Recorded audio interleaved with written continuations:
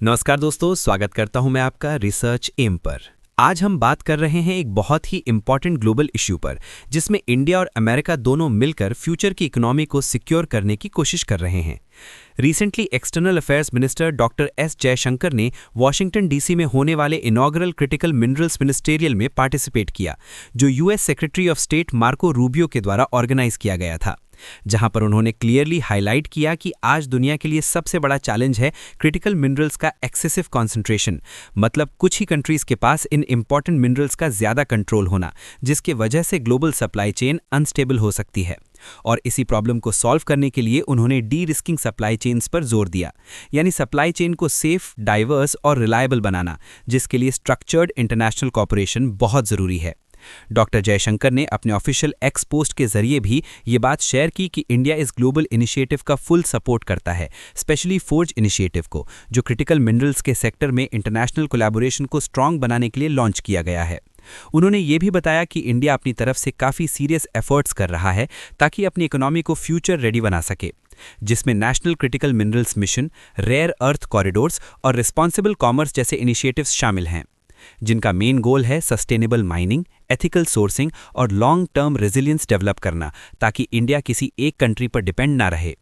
साथ ही उन्होंने ये भी एम्फसाइज किया कि आज के मॉडर्न इकोनॉमीज सिर्फ सॉफ्टवेयर और डिजिटल सर्विसेज पर नहीं चलती, बल्कि रियल फिजिकल रिसोर्सेज पर डिपेंड करती हैं, जैसे lithium, cobalt, nickel, rare earth elements, जो electric vehicles, renewable energy, defence systems, smartphones, satellites और एडवांस टेक्नोलॉजीज के लिए बैकबोन की तरह काम करते हैं।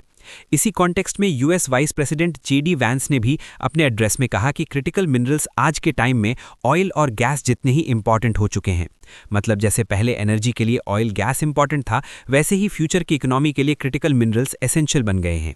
और उन्होंने एलाइज और पार्टनर्स को इनवाइट किया कि सब मिलकर ग्लोबल क्रिटिकल मिनरल्स मार्केट को रीशेप करें, ताकि कोई भी कंट्री मोनोपोली ना बना सके और सप्लाई फेयर, ट्रांसपेरेंट और अफोर्डेबल रहे।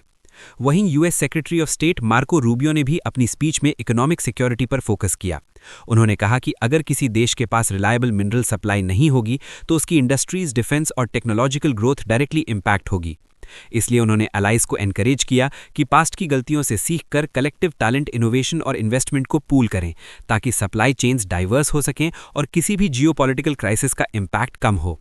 डॉक्टर जयशंकर ने अपने एड्रेस में ये भी बताया कि इंडिया ग्लोबल कॉपरेशन में एक्टिवली पार्टिसिपेट कर रहा है, लेकिन अपनी डोमेस्टिक कैपेसिटी बिल्ड करने पर भी इक्वली फोकस कर रहा है, जैसे एक्सप्लोरेशन, प्रोसेसिंग, रीसाइक्लिंग और वैल्यू एडिशन, ताकि रॉ मटेरियल एक्सपोर्ट करने के बजाय हाई वैल्यू प्रोडक्ट्स क्रिएट किए जा सकें, जो एम्प्लॉयमेंट जनरेट करें और इकोनॉमिक ग्रोथ को बूस्ट करें।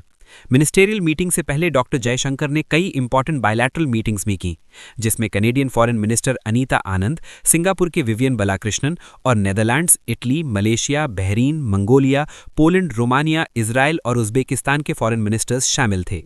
इन मीटिंग्स का मेन पर्पस था बायलैटरल कोऑपरेशन को स्ट्रेंथन करना, माइनिंग पार्टनरशिप्स को एक्सप्लोर करना, टेक्नोलॉजी शेयरिंग पर बात करना और जॉइंट वेंचर्स की पॉसिबिलिटीज को डिस्कस करना, जिससे इंडिया को रिलायबल पार्टनर्स मिल सकें और long term supply contract secure हो सकें। ये inaugural critical minerals ministerial America ने वॉशिंगटन डीसी में होस्ट किया था, जिसमें 50 से ज़्यादा कंट्रीज़ के डेलीगेशंस ने पार्टिसिपेट किया, और इसका ऑब्जेक्टिव था ग्लोबल लेवल पर एक ऐसा फ्रेमवर्क डेवलप करना जिससे क्रिटिकल मिनरल्स की सप्लाई सिक्योर, डाइवर्सिफाइड और सस्टेनेबल हो सके।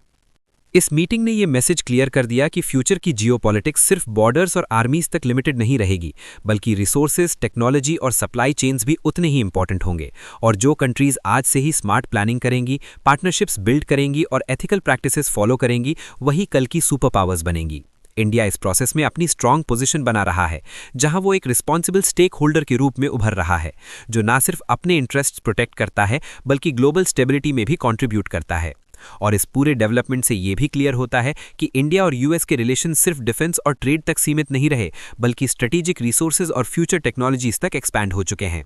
इसलिए ये मीटिंग एक सिंबॉलिक इवेंट नहीं थी, बल्कि एक लॉन्ग टर्म रोड मैप का फाउंडेशन थी, जहां से नेक्स्ट डेकेड की इकोनॉमिक और टेक्नोलॉजिकल डायरेक्शन डिसाइड होगी।